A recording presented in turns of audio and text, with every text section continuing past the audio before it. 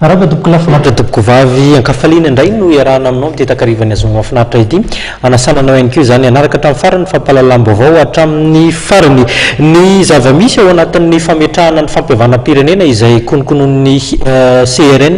izay no entina amintsika ao anatin'ny tontolo politika isan'izany ihany koa no anatin'izay tranga politika izay ny fivadian'ny HVM ho antoko politika nampahafantarana izy ireo tamin'ny fomba ofisialy izany ary misehatra ny fahasalamana ny nanolorana maro-boninahitra ho an'ny mpikambana ao anatin'ny syndicat-ny mpivarom-panafody eto Madagasikara mpivarom-panafody izay asa iray tsy azo atao ambanin-javatra raha ny fanazavan'izy ireo tontolo politika aloha ny famotoana tetsy amin'ny falidao-tany mena ireo fikambanana 2020 mba ifampidinika ny marimaritra iraisana amin'ny fametrahana ny fampihavanam-pirenena eto Madagasikara ny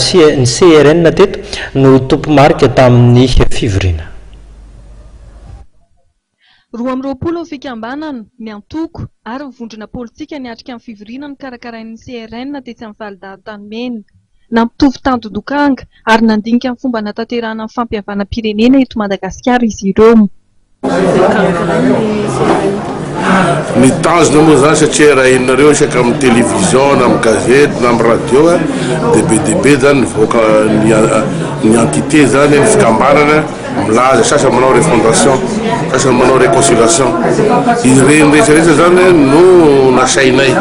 inona maro moa zany ny réconciliation tadavinareo inona maro moa ny refondation tadavinareo dia mampitovy zany adevy zany mba hafahana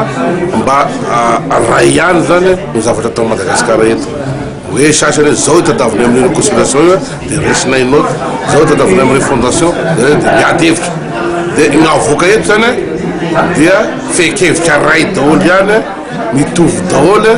no avoaka eto hoe raha mivoa miteny réconciliation manomboka zao zany dia reto natao réconciliation tadavina malagasy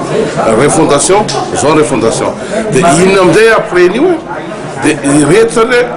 lasa plateforme anankiray mitaky ny anaovana réconciliation sy refondation Madagasikara dia io zany no iadevitra amin'ny FFKM iadevitra amin'ny FFKM io fa izy ny ray aman-dreny eto dia io no manery sy miandry fitondram-panjakana fa tonga dia miteny fotsiny asanganay ny réconciliation sy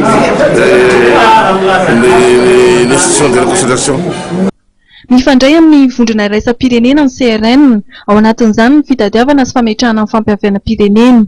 Tamin'ity androany ity ohatra dia nisy ny délégation avy amin'ny CRN noana tamin'ny teo anivon'ny Afrika Atsimo. Ny fionana dia hoe raha fantatsika ngamba dia ny akaikaikisika eto Madagasikara dia ny Afrika du Sud nanao ny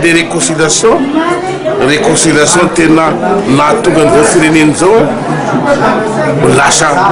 dragon de l'Afrique ohatrany Amerika de l'Afrique